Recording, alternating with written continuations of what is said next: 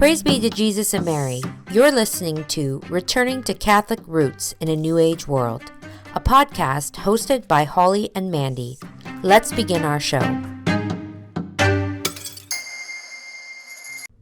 Hello everyone, welcome back to our podcast, Returning to Catholic Roots in a New Age World. My name is Holly, and as always, I'm joined here by my mother, Mandy. We're happy to be back this week, and we will begin our episode by saying, Jesus, meek and humble of heart, make our hearts like unto thine. So, happy to be here, Happy? as always. Happy. How's it? Summer's going great? So, we're getting a lot of rain here. My mom and I were just talking about that, all the rain we're getting. It's been the rainiest July I think I've seen in a long time. But right, yeah. On the bright side, I haven't had to water my garden. Right. We did go out in your garden and take a video. Who knows if it will ever see the light of day on YouTube, but we're trying to get it there. Yeah, we're trying. Foos Day still hasn't come. Foos Day will never come. If you don't know what Foos Day is, you got to go back about 2 podcast episodes to find out. I'm just kidding. That was a joke. We had a joke about Foos Day. I'm not going to repeat it because a lot of our returning listeners are probably like, yeah, heard it before, Holly. Well, we had 2 visiting priests, and I meant to say last week. What? About our visiting priests. Yes, we had a nice visit from Father Sanquest, right, 2 weeks ago. 2 weeks ago, and it was very nice to meet him and have him come here and say our Mass on Sunday. He said to us, oh, I feel like I know you. Yes, yeah. Because of the Catholic Family podcast. Yeah. But I felt like I knew him, too. I thought I didn't say that, but I felt like I did. Because he's been on the Catholic Family podcast. Yes. Well, and on that note, too, I think we need to do like a, what's the word? Like, I don't have any specific names, but I feel like we have listeners out there that are listening, obviously, and know, because my daughter was in Omaha. Right. And, she's still in Omaha, and I sent her off there for the girls' camp and to spend some time down at the convent. She's been gone for quite a while. I was just saying to my mom, don't even know what her voice sounds like anymore. And she said that women were coming up to her. And how did she say it again? What did she say? Are you Mandy's granddaughter? Are you Mandy's granddaughter? Yeah. Like, she must look like you or something. I don't know. I think she does. Maybe they know that but for whatever reason, and they were telling her, I listened to your mom and your grandma's podcast. And she was like, yes. She's like rolling her eyes. Of course you do. But you know what? I thought, that I like hearing that. Like, I'm glad that we actually I'm so appreciative when I hear that there's ladies out there that are just loving the podcast. Well, I'm going to say, truthfully speaking, this is a little bit of work for us to do this. Yeah, so it's nice. And sometimes we don't feel like it. No, yeah. It's like, I just don't feel like it. I'm not feeling it this week. And not just not feeling it. Like, sometimes you get your own turmoil in your own life, and things don't go good, or they're not going right, or you're having a rough patch, and you're like, the last thing you want to do is get on a podcast and be, hi, I'm Holly and Mandy. Yeah, I know. Chipper. Like, life is like just the bowl of cherry. What's that? Bowl of cherries, when really it's the pits. A lot of times it's the pits, and we just, that was... But you just soldier on, I guess. Yeah, you soldier on. So, and we just keep doing it, and that's the way it is. But our second visiting priest was good old Father Anaya. Yeah, so that was awesome. Oh, I will tell you something. So, if you've seen my video on my return to the faith, right. Father Anaya was, I'm not going to use past tense, very important priest to me. Right. All of us. All of us here. He taught us kids, me and my siblings and another family here. He started a little school in the basement of the church when he was the parish priest here with just 7 kids. And, it was a year and a half or 2 years. How many years? 2 years. 2 years. Maybe 2 years. At least 2. Anyways, it had to be 2 because we did the grade 8 trip to Quebec. Yeah. And we started in grade 7. Right. So, but anyways, very fundamental year. forming years, you know? Yeah, pivotal years. Pivotal, that's the word I'm looking for. And he's a very special priest to us. Like we were his first so we were special to him, or he's special to us, but we were special to him too. We were his first parish, right? Yes. We were his first parish. I believe so. I could be wrong about that. But we were also his first students. You were also his first students. So right. So and boy, did we put him through the ringer. He said, "Well, he did see your Ava in Omaha." Ava in Omaha, yeah. And what did he went? She asked him because, well, of course, this is in the past. Different times, ladies. This is different times, ladies. But Father and I used to do the Vulcan nerve pinch. He used to grab you by your shoulder with his little fingers and straighten you. I mean, he says none of that. No. There's no physical anymore. But what did he say to Ava? Well, because we have my brother and I, now that we're adults, we joke about it. Like, right. We think it was hilarious, right? Yeah. Like, there's no ill, well, we love Father and I. Anyways, you can tell that. But anyway, so we were telling my brother was telling his niece, my daughter, about it. So then when she saw him in Omaha, she told him, I've heard about, he came up to her and said, you're whoever, whatever. And she said, yeah, I heard about the Vulcan nerve pinch or something. And then he said to her, yes, and your mother and them deserved every single one. Is what she told me. He said.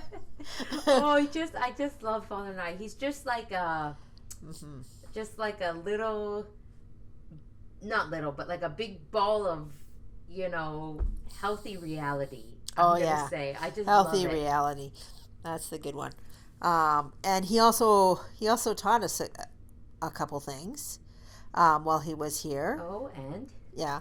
Because he is the Dean of Discipline, or was. Yeah. Oh, yes. So we wanted to talk, because when he was saying this, I was like, wow, that is so smart. Like, I feel like that needs to be implemented in every single school from here to eternity, Right. And in the home. And in the home, yes. Not just good for the school, good for the home, too. So, his thing is the word order. Right. And the acronym, he uses an acronym for, so the O is obedience, the R is respect, the D is discipline, the E is effort, and the other R is responsibility. Right.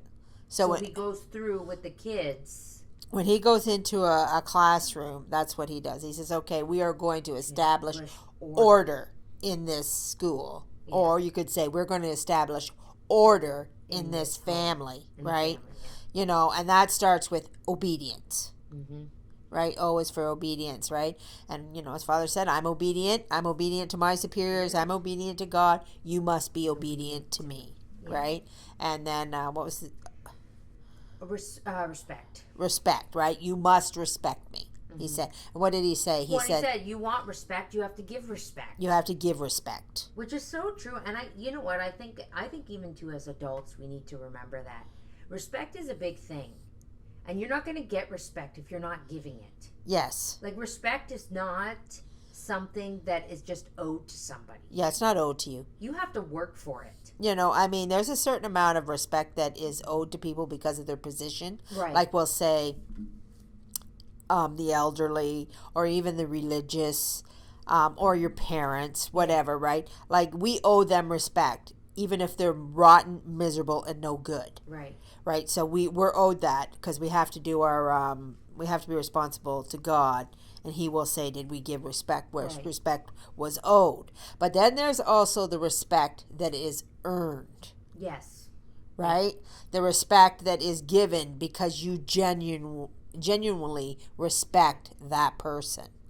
Right? And you want what you want as a parent.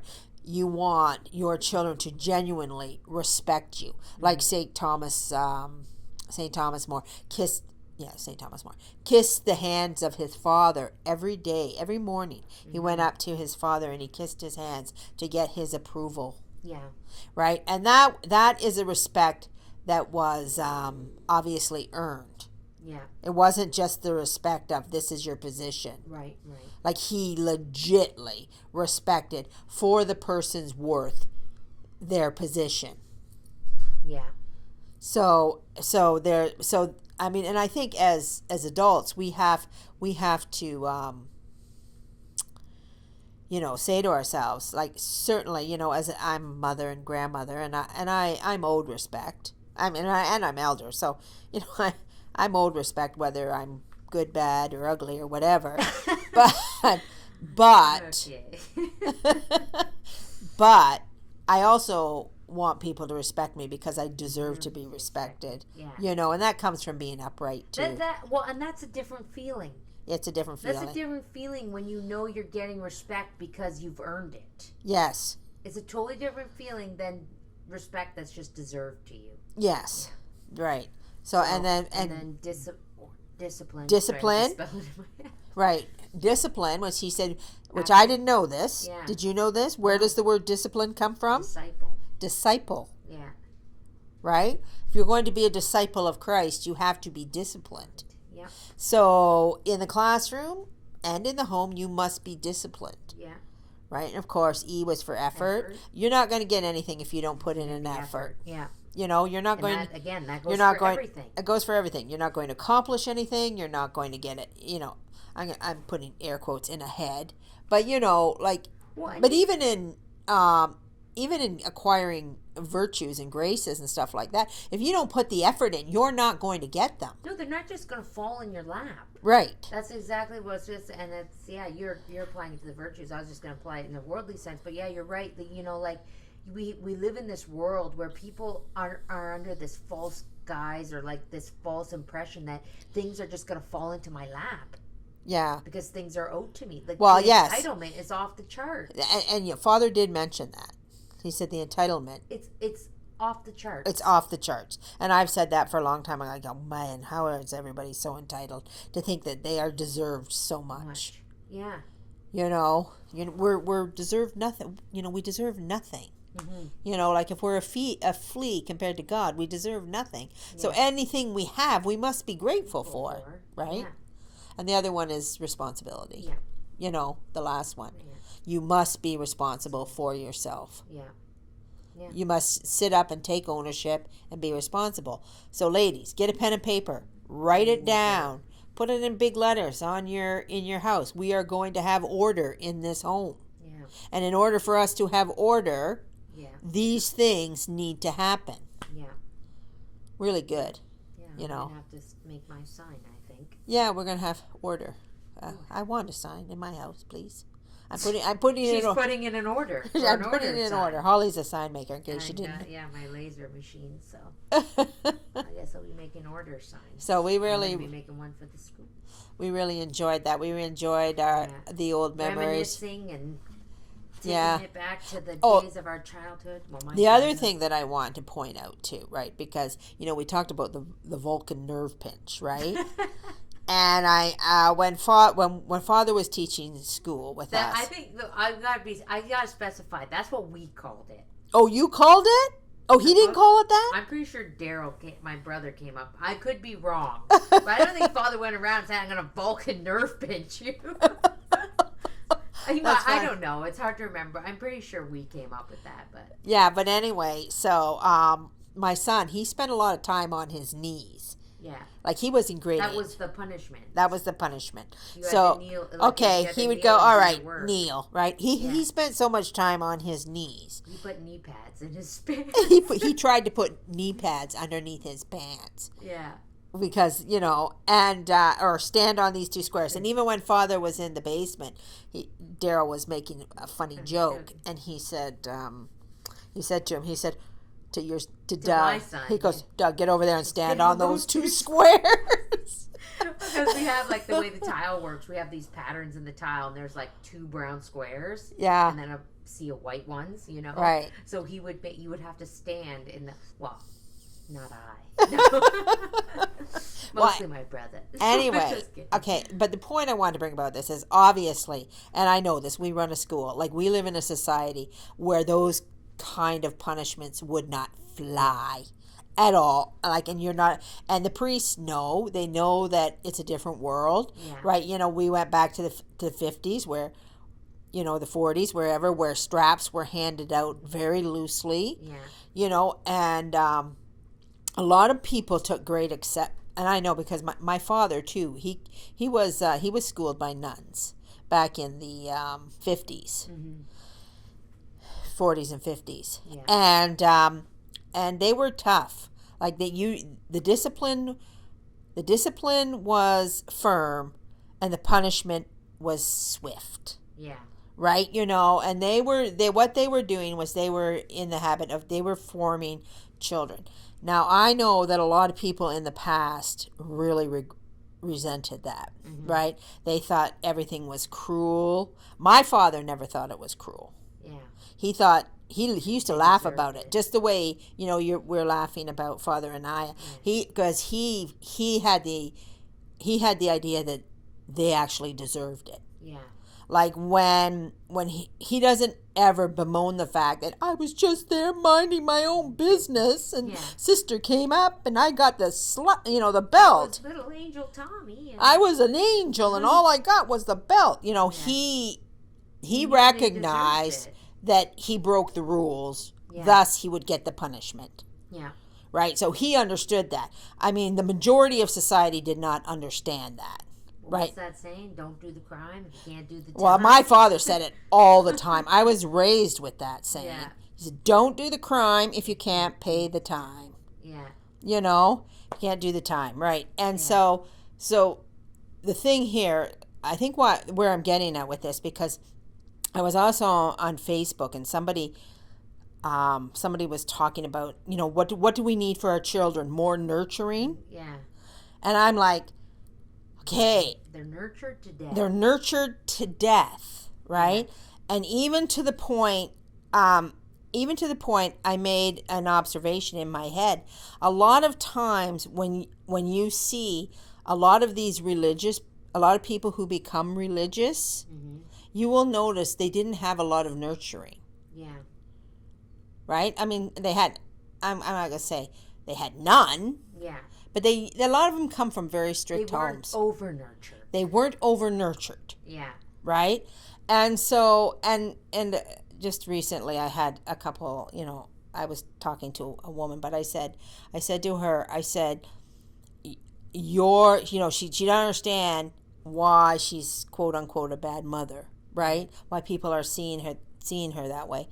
And I said, because you're not forming your child. Yes, you're looking after the clothes. Yes, you're giving lots of hugs and kisses. Yes, you're making sure their needs are met. They're fed, they're clothed, you're giving them all the whatevers of the world, their entertainments, their physical, their good times. They're entertained to death. That's not a problem, And I said they're fed well, they're clothed well, they're housed well. All that stuff is not a problem. I said the problem is you're not forming the discipline. The behavior is being left aside for the sake of the nurturing. Yeah. Right? And so when we do that, nobody wants to be in the room with our child. They're like, that child is not behaved, please don't bring them here. Well, and just a second about the nurturing though, because the thing is like, if you think about it for 5 seconds and you think the nurturing is so well looked after, maybe that's where all the entitlement comes from. It is where the entitlement comes from. Because, the nurturing and the making sure your child wants for nothing. Yeah. Everything is so looked after, the food, the clothing, they don't go without, not for 5 seconds. Right. And so they think that it should always be that way. Yeah. I mean, so then they can't handle any kind of hardship, any kind of let down. Right. Because everything is handed to them on a silver platter. And they will never have the discipline to become a religious. Right. Either. Too. Let's put that into perspective. So the thing here is you have to find the balance. Yeah. Like it can't just be all punishment, Well, and I'll tell you, even I just said to my son the other day, because this thought did pop into my head, and I'm forming the words now, but I was thinking it without actually forming the words. But we were out the other day, and he wanted something, and I was just like, I said to him, Doug, you have to learn to go without. Yeah. You have to. You cannot have everything you want at every moment of the day. Yeah. you know, you have to learn to go without.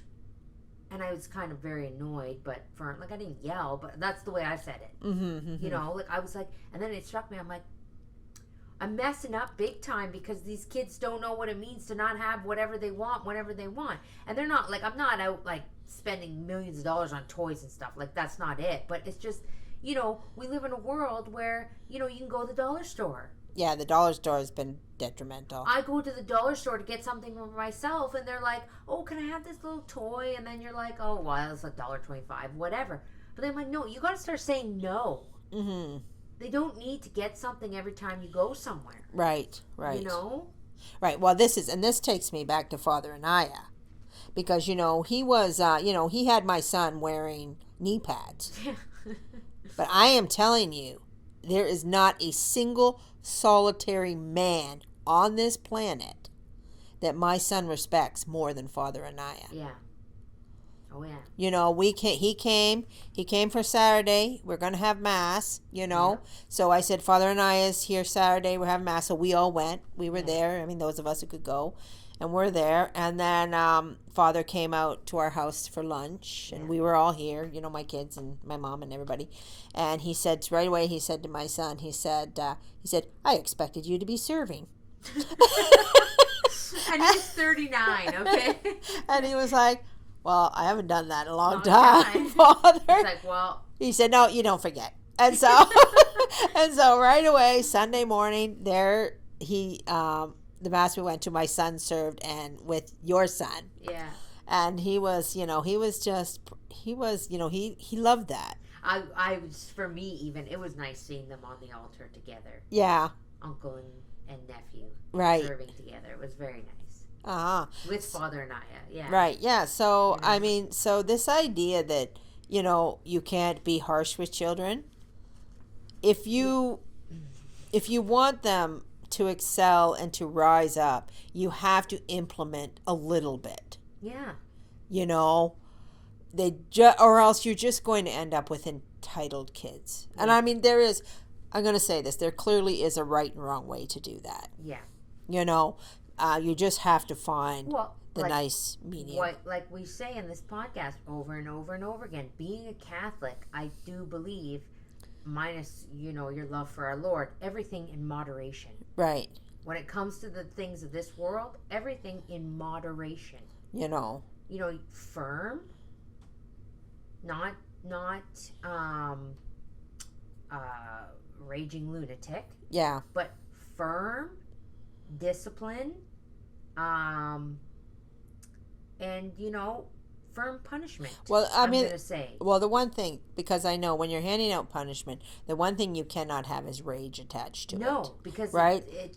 It has to be a just punishment to children, right? You know the rules. You broke this. Now you pay the piper. Now you pay the piper. I mean, that's the way we expect God is with us, so it's the way. And I know Father Anaya particularly was that way. Mm-hmm. Right? You know, okay, no, you know you're not supposed to do that, and you're doing it on your knees. Yeah. You know? Yeah. And now you can work at your desk on your knees. You know, they don't do that anymore. And the reason they don't do it anymore is the parents would never allow it. Yeah. You know, the parents would not allow that kind of harshness to their children. Well, but maybe they should. Count me in the out crowd, because I would. Yeah.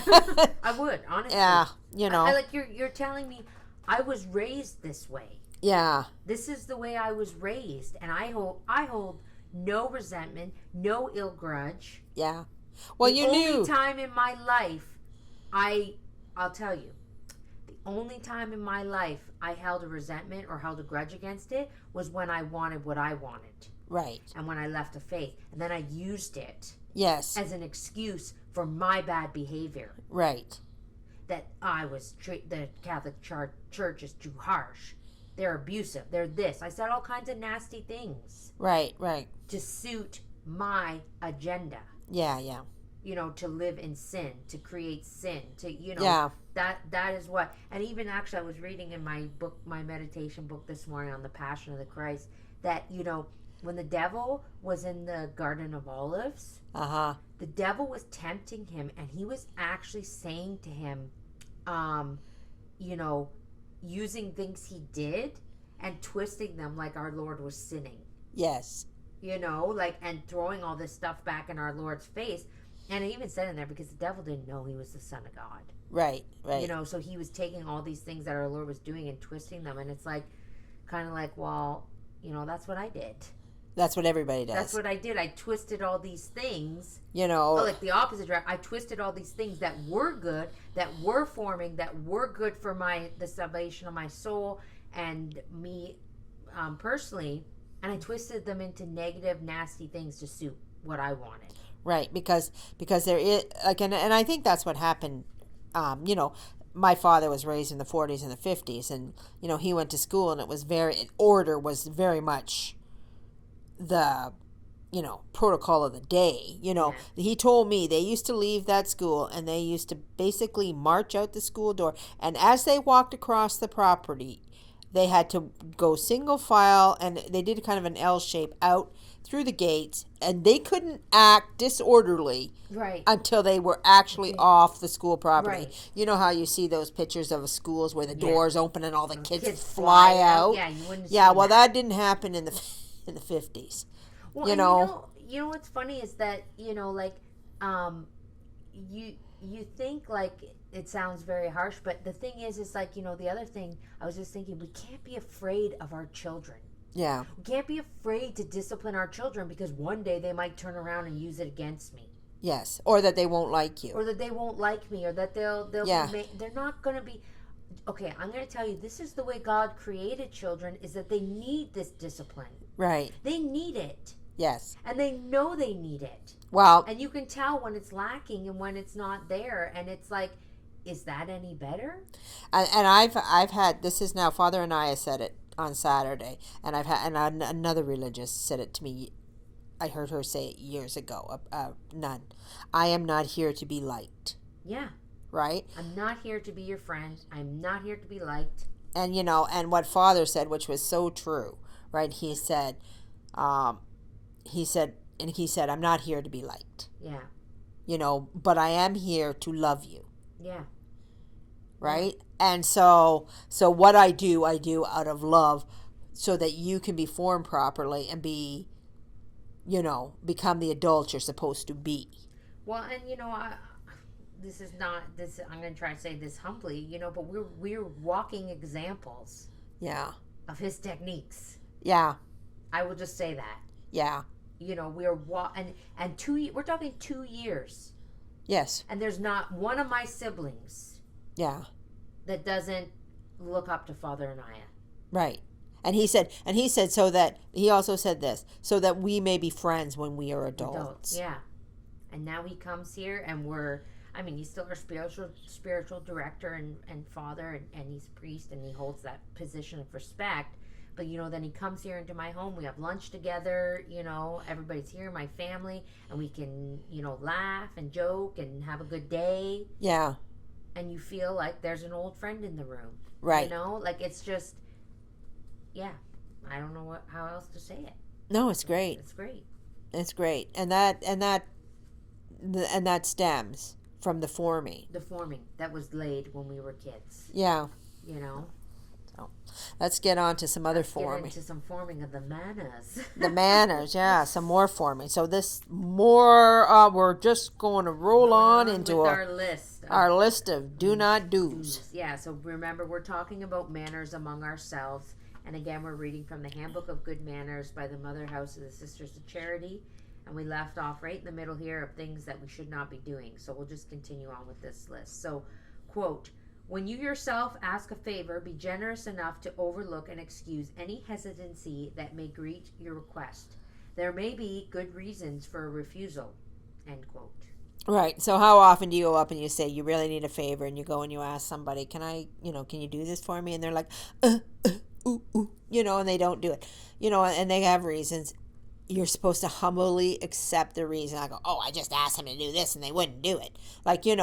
Oh, I get, okay, yes, I get, I'm trying to wrap my head around this. So when you yourself ask a favor, they're basically saying you need to be generous enough to overlook their hesitancy. Right. Not get, like, well, I just asked you to do this. We do it all the time. I do it all the time. You have your reasons. Yeah. For when you hesitate when people ask you a favor. Yeah. So accept that other people. Yeah. Will have their hesitancy. And sometimes it's because they just don't want to help you. Just don't want to help you. And they're not that generous. You just have to accept that. And because sometimes that's what you think. No, I know, but you can't. If you ask somebody, you can't, you say, oh, they're not generous, or they're not kind, or they're not whatever. I asked you to go get me teapots. Yeah. I said, no thanks. It was a joke, ladies. Because I don't like leaving my house. And I said to my mom, when we're done here with the podcast, I'll give you my debit card, and can you whip over to the Canadian Tire and get me my teapots? And my mom's just looking at me like, no. I'm not doing that. It was a joke. Okay, quote. If you borrow an article, return it as soon as possible. Should you lose it or damage it, make known the fact to your superior and ask her to help you replace it. End quote. Part of that, these are nuns we're talking about, so they wouldn't have the means to replace it, so that's why they have to ask their superior. But for us, that's very important. Like, if you're going to borrow something from somebody, don't hang on to it forever. Don't hang on to it forever. And B, if you do break it or you do something to it or you have to replace that. Somebody borrowed my sewing machine once. They asked me if they could borrow my sewing machine. And then held on to it for 7 years? Oh, I was just like, okay, I didn't buy you a sewing machine.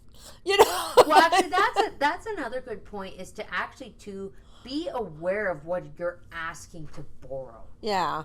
Like, is this something that, I really actually need to borrow? Or is this going to put that person out? Yes. By me borrowing it? Right. Like if you borrow somebody's lawnmower and don't return it all summer. Yeah. Like you got to, I don't know who goes around asking for lawnmowers, but that's just the only example I could think of at the time.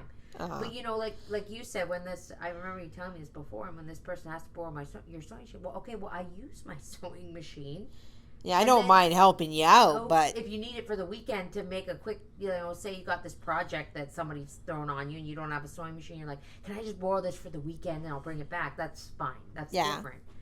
But these items that people use. No, I had to ask them for it back, and that gets awkward. And that's awkward. Yeah, don't make people ask you for their stuff back. Yeah, exactly. Borrow things in a timely manner. And then return them. And be conscious of that you're actually borrowing somebody's thing. I would doesn't belong to you. I would also say books is a big one. Yeah. Like do the people need the book all the time? No. If they've obviously read it, you can borrow it. But don't. What I would say to this is, don't borrow somebody's book. Hang on to it. Don't read it. Well, don't borrow things that you have no intention on using, is my point. Okay, and I would say, if you're going to talk about books for a minute, don't give your books away willy-nilly either, because chances are you're giving them to somebody who's going to throw it in a corner. Yeah. Right? They have to show a genuine interest that they want to actually read that book. Oh, I wanted to read that book. And you say, well, you can borrow mine, Okay. But, like a lot of times, us as Catholics, we have the general thing that we like to push material on people. Yeah. I don't find that helpful. Like, I find you're just wasting your material, because you're like, here, this is a good book. You need to read it. Yeah. And you hand it to them.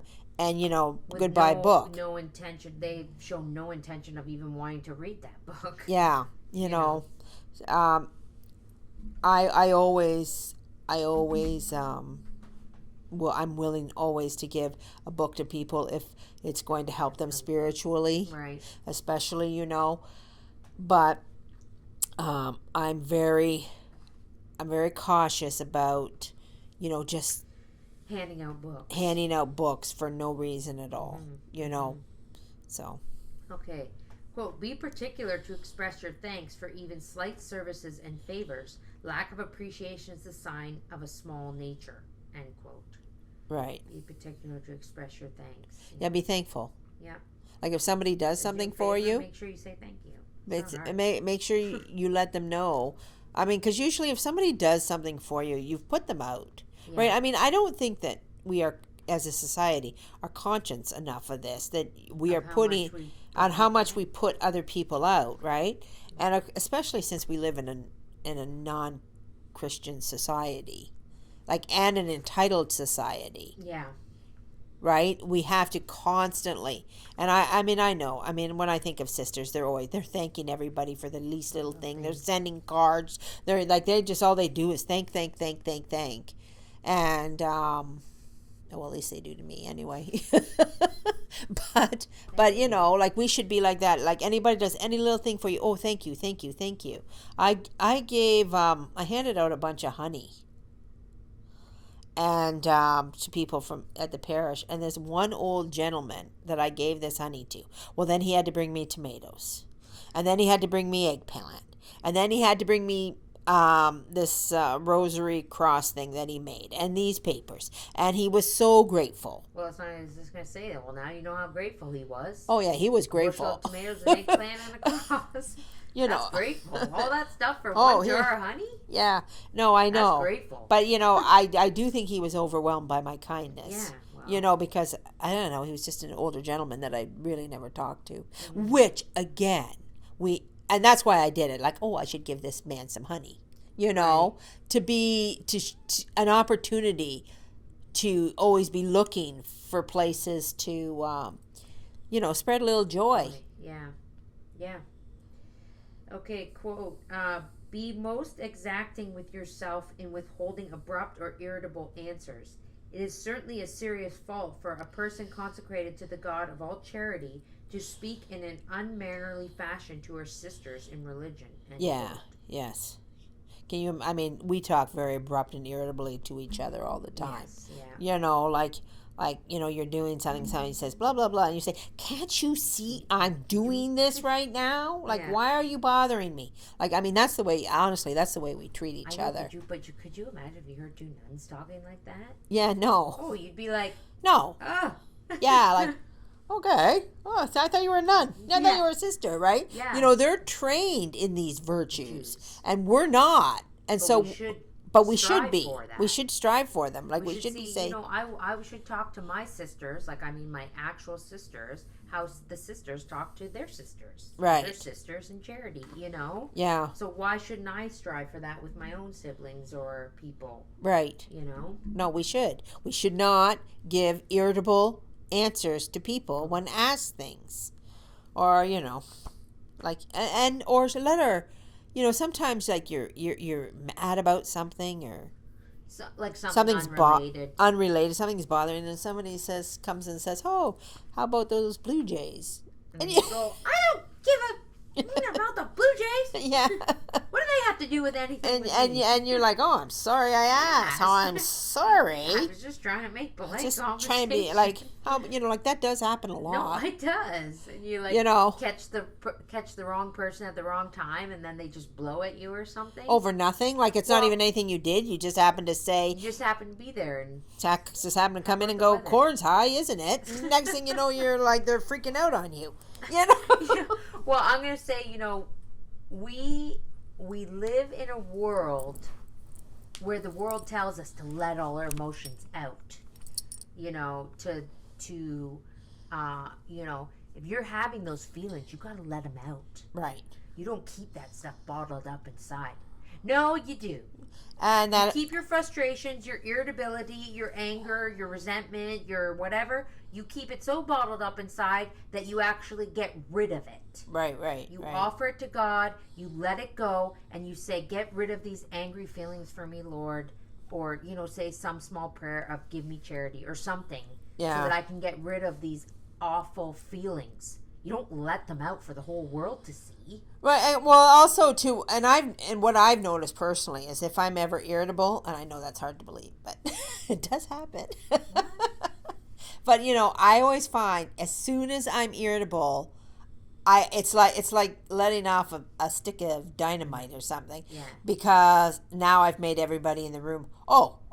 It's free reign day on everything that annoys us, and all of a sudden it's just like a dominoes. Everybody, it's like contagious. I've just riled the whole. I've noticed it every single time. I'm like, wow. You just riled this whole room. You just riled everybody. You did that. You did that by not controlling your irritability. Well, and listen, Do you ever think that there's a saint that wasn't, like, the saints were never irritable? Yeah. They were never annoyed at anybody. Yeah. They were never upset or hurt or what. Of course they were. Yeah. They have fallen human nature just like the rest of us. But they focused on the virtues. They focused on our Lord. And they took all that and they didn't allow it to get between them and God. Right.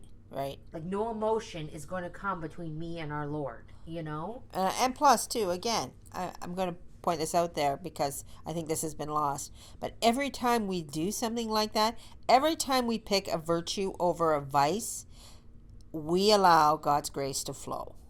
Well, and we take, if you think about it, you take a step closer to God. Right. You allow your anger and your irritability to show. You're taking a step back from God. Right. So you go into a room and with your irritability, you ignite the fire. Yeah.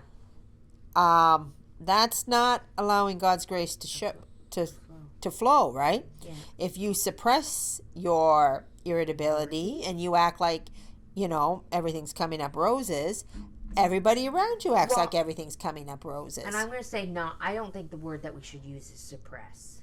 I don't think you should suppress your irritability. I think you should offer it up. Right, offer it up. I think you should actually not just say, I'm going to bottle this. Right, yeah. I think you should say, give it to God. I'm going to give this to you. Please correct me. Yeah. Please, can you take this irritability away Exactly, from me you're right. and give me the grace sufficient to withstand whatever's going on in my life right now? I'm right, because I need the courage to get through this, and I need the courage to not let it out to other people. The thing is when we bottle it up, that is exactly what happens. Then you explode. Then you sit on it and you resent it. You sit on it. You sit on it. You sit on it, and then yeah, right, you're whereas right. if you give it up and let it go, you actually have to let your emotions go, not out. Right. Go. Yeah. So yeah. Anyways, quote. Where did I leave off? Okay. Accept an apology graciously and kindly, realizing that you yourself could easily fall into the fault that has offended you. End quote. Yeah, that's a good one. Yeah.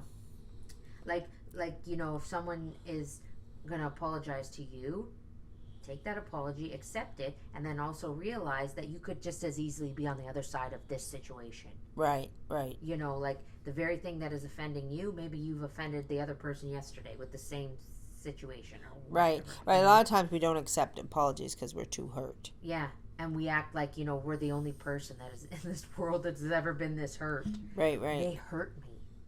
Well, yeah, they did. And you've hurt probably 50 other people in your life. That's what I have to always try to tell myself. And that you're getting an apology. Yeah. I mean, especially in this day and age, apologies are rare. They're very rare, so take those apologies when you get them. I mean, we live in an entitled, narcissistic society. Entitled, narcissistic people are never wrong. They generally do not apologize. And they generally do not apologize. And if they do apologize, they give you the apology that is justified. Yeah. Oh, I'm sorry that I offended you, but yes, like when you heard, if you hadn't done this and this and this, I would have been fine. And you know what? That's a good lesson for all of us, and I have to remember that the next time I have to apologize to somebody. When you're apologizing, I'm going to tell myself this right now. I'm going to put it in the old bank. I'm sorry. Period. Yeah. Never, ever, ever say, I'm sorry, but... I'm sorry I hurt you.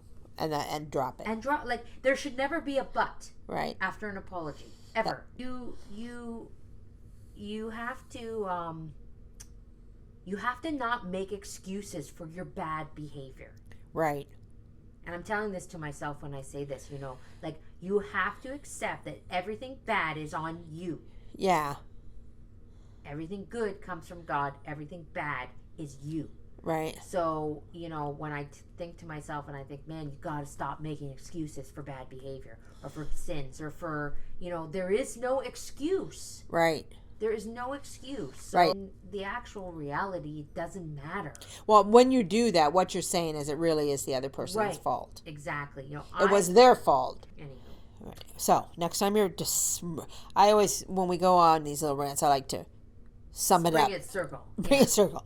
So, when you apologize, just accept that you your error in it, and don't turn it. I guess that's gaslighting. No, not that word again.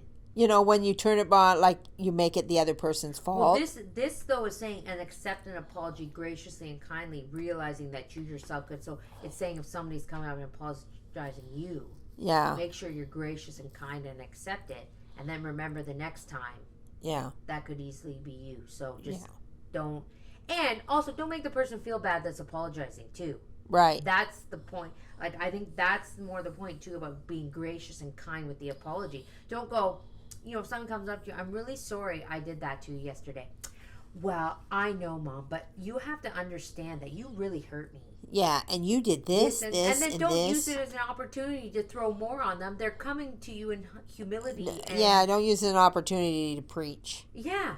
And tell them how rotten and no good they are. Just accept the apology and say, actually, you know what? I had a third grade teacher. Oh. Somebody did something to me, and they came up and they apologized to me. Well, she kind of made them apologize to me. And my response was, it's okay. Yeah. And she said, no, you don't ever say that. And she said, and this is in public school, okay? Keep in mind, I'm in grade 3.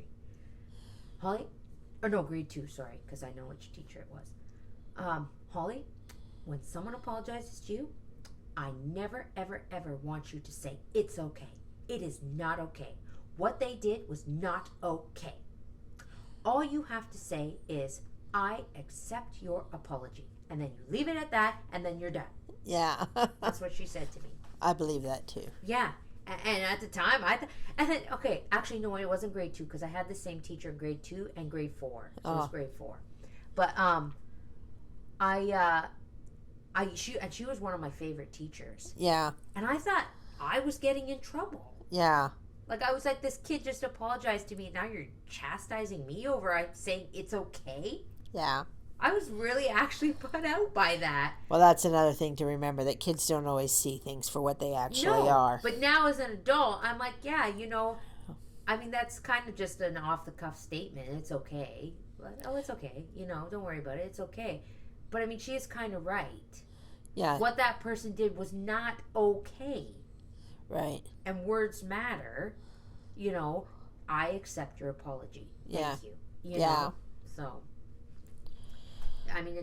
that stuck with me all my life, so it had to have some kind of an impact. Right. Thank goodness it was the right one and not some new age nonsense. But anyways, okay, quote, do not interrupt when another is speaking. Quote. My mom and I struggle with that here on the podcast. Do we? Well, no. I got called out for it once. We're talking to each other. I know. I'm just... That's different. What I say, do not interrupt one another speaking, is when two people are talking and you walk right up. And you walk up and are there any oranges in here? Yeah, but see, technically I just interrupted you. I literally just did it. No. You didn't finish your thought. Well, that's okay. What I will say is, and people have said this about me, my mom and I, when we were doing the lives at our store, you finish each other's sentences. Right. Because I know what she's going to say, but maybe you should do that. But in this circumstance, yeah, you don't, when two people are, say, having a conversation, you don't just walk right in there and start talking all right. about Okay, here. Yeah, exactly. It's those random, it's when people are talking and then they're having this, this is so annoying to me. And maybe because I'm a talker, and all of a sudden you're talking to someone, oh, there's a fly over there. Like, oh, okay. Thank you. Like you get this, like people totally disrupt what's going on. And not or that, something. Who not cares? That, then you derail that person off their train of thought. You've derailed a whole entire conversation. There's something like so how often have you derailed other people's conversations? Over something that's silly. Oh, this is a good one. Quote, never remark or correct another's mistakes in the presence of other persons, end quote. I think that is so important. Right. And I think that is something that is severely, severely lost. Because how embarrassing is it when you're in a group of people and you say something and it's wrong or it's not. And I'm not talking about, errors and heresies of the church. I'm talking about, hey, remember when we were walking the other day and that green sign we saw? No. That was a blue sign. Holly, that was a blue sign. Yeah. No, I'm pretty does it sure. matter? And next thing you know, you're quibbling. And the next thing you know, you're in an argument over this stupid. I'm just using this dumb example, but which I assume is not real. No, absolutely not. It's just whatever words pop into my head first. But don't walk down the street, argue over why signs are blue or green. But I'm just saying, like, but how, or there could be even more serious situations. Things like that you remember from your childhood or something, and then somebody's like, "No, that never happened. That never happened." You're wrong. You're wrong. It's just so embarrassing to that person, and over something so trivial that doesn't matter. When you should just let that person be. Right. The other thing that I personally never did is I actually never corrected my children in public. What do you mean? Are you saying that's a good thing or a bad thing? Well, I never did it. So, I mean... Like correcting behavior? Yes. I mean, I'm not saying... You need... Not correcting, punishing.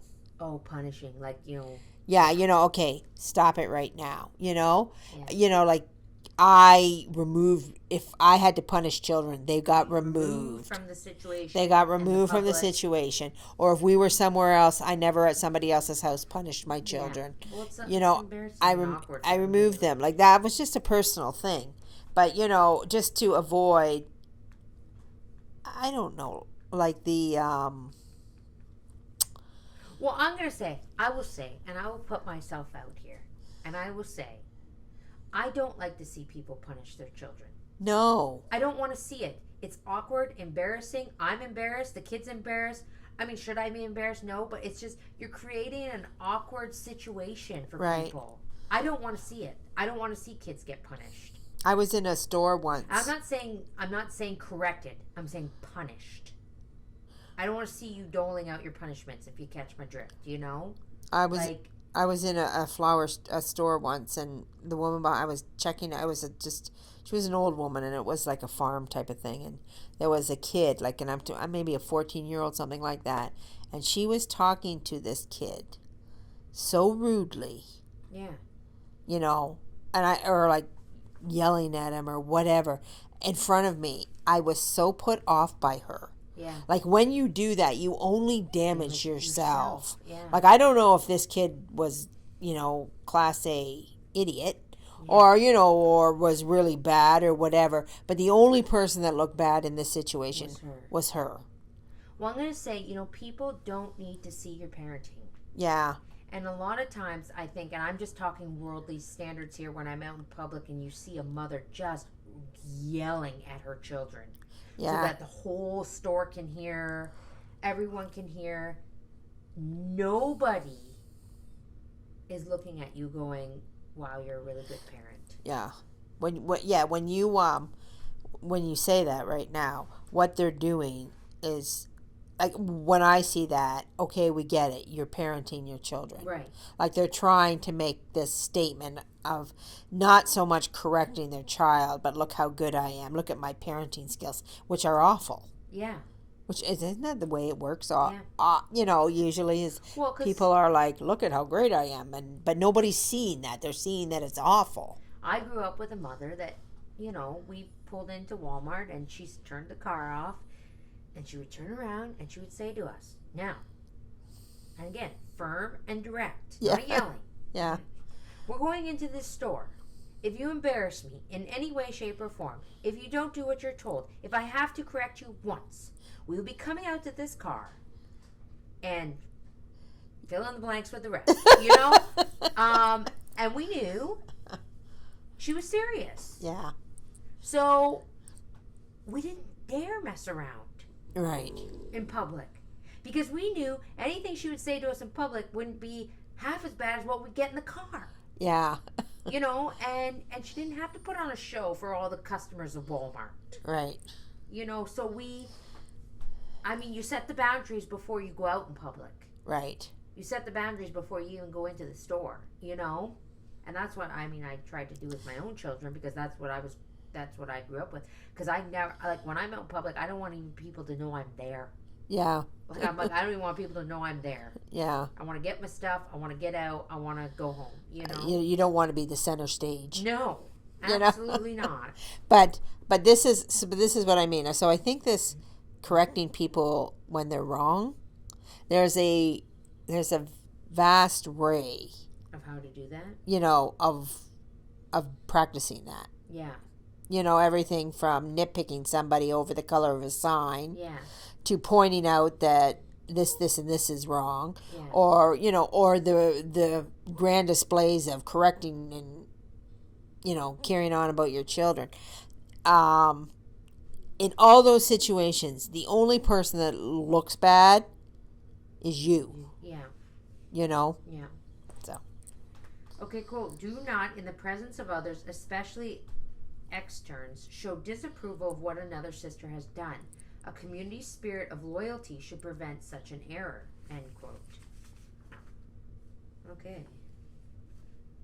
Do not, in the presence of others, especially externs, show disapproval of what another sister has done. Well, okay, so that means you back each other up. Yeah. Right. So they're talking about if sisters are out, right?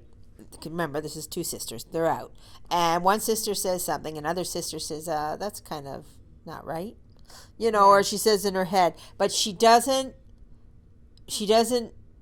show the disapproval in front of others, right? She's kind of like, that's what I meant, took that as backing it up. Like, I mean, when we were teachers in the school, you always did that, right? You always back up your people, basically, right? You don't go sit there, you know, or like your sister, like say you're out with your sisters. Yeah. You know, you're going to back them up, right? Yeah. In a reasonable way. I mean, you're not, if they're, you know, if they're... I would hope that if I was embarrassing myself, my sister would say something, but... Yeah. I would hope she'd say, "Oh, you're embarrassing yourself." Well, they might say that. You would try to... Yeah, try to do it covertly, I guess. And try to covertly, or, you know, that's the way I take it. Like, yeah. You gotta stick with your people, kind of thing. Yeah. And not point out their flaws to the whole world. You know, when you get the under the table leg kicking. Yeah.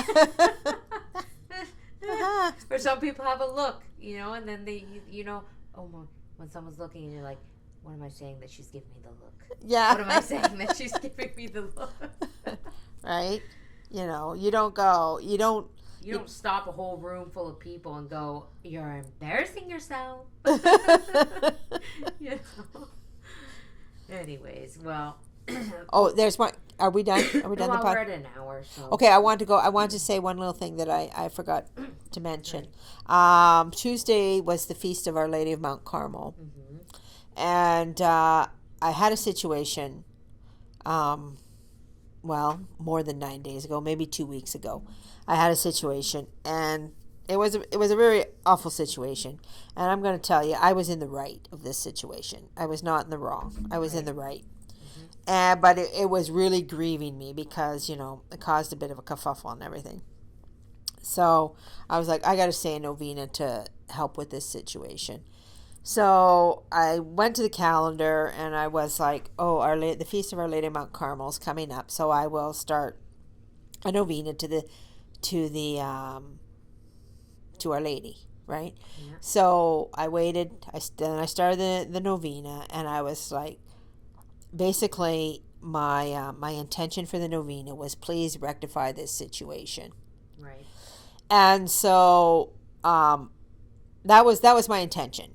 It wasn't anything else. It was just that the situation get rectified. And very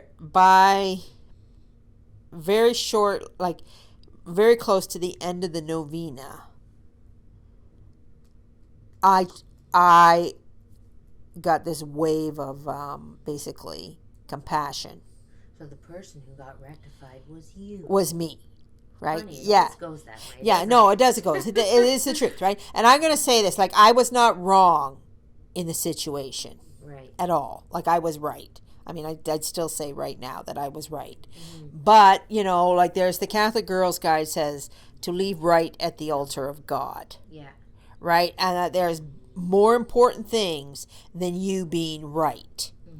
So what happened was I got overcome near the end of this novena with this compassion, and I just had to rectify it. I had to rectify the situation. And so I reached out and I said that I regretted everything that I said and that I was sorry, basically. You know, even though I never once said, even though I was right. You know? But I'm sorry, but But that's because, and that was because I was overcome with this compassion, and I did see that, you know, right is not always the way to be. Right. And so anyway, so I totally fixed the conflict, and I feel completely fine about it. I don't really care that I was right. Like, I mean, I don't really care. It's not that important. Yeah. And but I was thinking, like, this is how novenas have to go, right? Like, if you want to get the best out of your prayer, because a lot of times we're praying for people or situations, and you want them to change. You want them to change, and you're always asking God, fix this person, fix this person, fix this thing, fix this whatever, right? I mean, trust me, I'm the novena queen. You know, like, I know, but you know what? In every situation, no matter what the situation is, right, you're always the person that can be fixed. Right. I think so too. You're so always even the person that can be fixed. Even when you're praying for, you know, something like, oh, this person really needs help or whatever, right? Yeah. I mean, you can do those novenas. Yeah, like, if you're not involved, in the novena, like, or help you to accept a situation. Yeah. Helps you to understand a situation, whatever. I mean, of course, you can do novenas for random people that are not involved in your life and help them out, God. You know, I do that too. But, you know, when you're doing specific things for your own specific needs, it's best just to be very vague. Just say, I'm going to hand this situation over to you. You know, and fix help this. Help me deal with it. Yes, and help me deal with it. And, you know, and I was very surprised by this. Like, I went home and I was like, wow. You know, like, I got fixed. You know, you're completely well, and changed. I would say too, going with the will of God. Yeah. Not my will, but your will. You know, like, okay, so this situation remains.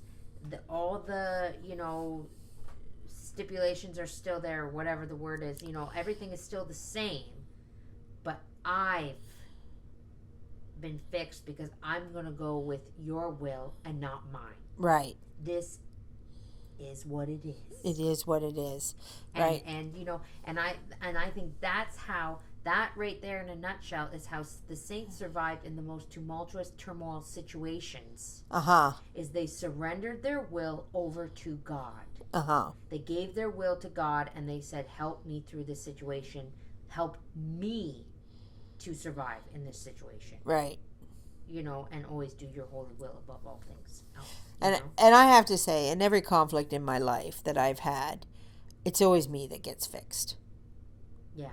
Well, you're the one that needs to be fixed. Right. Like, not you. I just no. Mean, like, in the situation. If you're afflicted, then you're the one that needs to get fixed. Yeah. Right? So that's kind of the way it goes. But anyway, so thank you, Our Lady of Mount Carmel. Mount Carmel. Thank you. Thank you for actually, fixing me. Say that is one small habit that I have gotten into. I mean, I'm sure I miss some days or some nights, but I try my hardest every morning and every night to kiss my scapular and make the sign of the cross and thank Our Lady for this, the protection. Right. You know, and I think that's very, like, yes, we had the Feast of Our Lady of Mount Carmel, but I try to do it every day to show Our Lady that I'm grateful for this gift. Right. You know, like this protection from her. So, anyways.